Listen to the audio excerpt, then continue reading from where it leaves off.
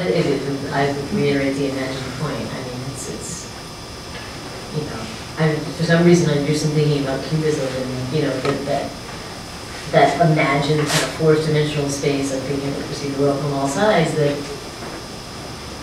I feel a relationship to Picasso in the sense of that freedom, which isn't really an and. Like, I feel like if there's anything I think my work projects, it's that, and it's in the physicality of it and in the subject matter, and that's why I'm attracted to those artists, because I feel like they were in a place that was autonomous from the societal norms that so they also were free from those constraints. And when I designed some of these buildings, I mean, the design concept of them, not that I really designed them with that in mind, they sort of like emerge out of some ludicrous like formal arrangement, and then I'm like, that's what that is. I do think of things that are completely, you know, I mean, I designed a hydroponic canal that would go from Great Britain to New York City. Like, good idea. That was 10 years ago too. And like, but the stupidity of that, the ludicrousness of that, the irreverence of that is what I see in those like hot babes in your video. It's like the idea for humanity to fantasize and to imagine like things that are impossible. It's the only thing that's brought us to this point. Of course, it could be our biggest vice in a way, but nonetheless, that is what has brought us to this point. And sometimes it's not so crazy, we find. And sometimes it helps. And so I say that going back to like utopian idea, I mean, it's about imagining something better. Right. And it's something something way better, not just a little bit better. But industrialization has evolved into a vice in a way. You know, so it becomes problematic too. Yeah. So we're talking about a time when it was normal. It was, you know, many people were spending their time imagining these kind of better alternatives in order to later hopefully go and achieve them. Most of them once they did.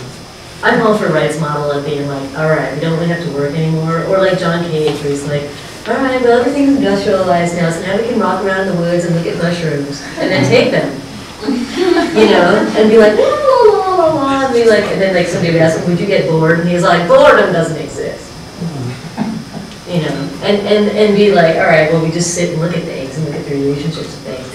The age of legend. Yeah, and that's what industrialization is supposed to get us, and how about how opposite? Yeah, we're supposed to I've gotten, like, everybody's like, where's my cranberry? Right. If I can amend the panel a little bit, because I think that, Russell, you may touch a little bit upon those issues based on, you quote Constant, who was one of the international situationist people that thought that with industrialization, and correct me if I'm wrong, with industrialization people would have more spare time for productive entertainment, and therefore be constantly building a city that they would leave behind the day after.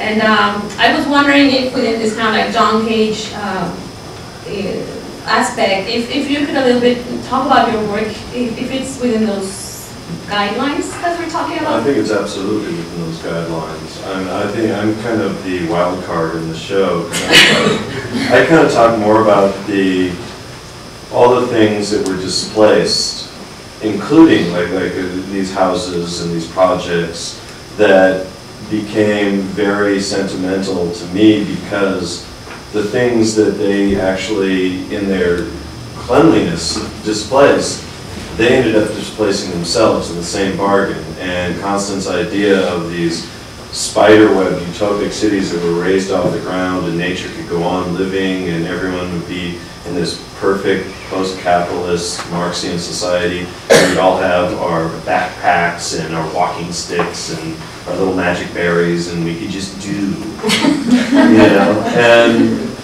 that was part and parcel of what, you know, started in the 60s, and it was just going full steam and things were happening in unparalleled measures, and then it just collapsed, and it collapsed at the time when I was a child.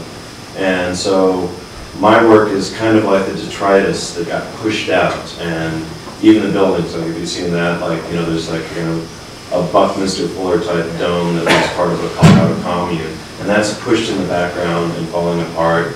And then all the stuff up front, which is, I definitely take from youthfulness, you know, posters and stereo equipment and It's all the stuff that's like behind the subdivision, that's thrown away like an old couch.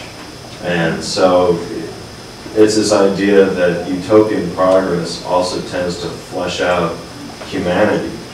And I guess I would say that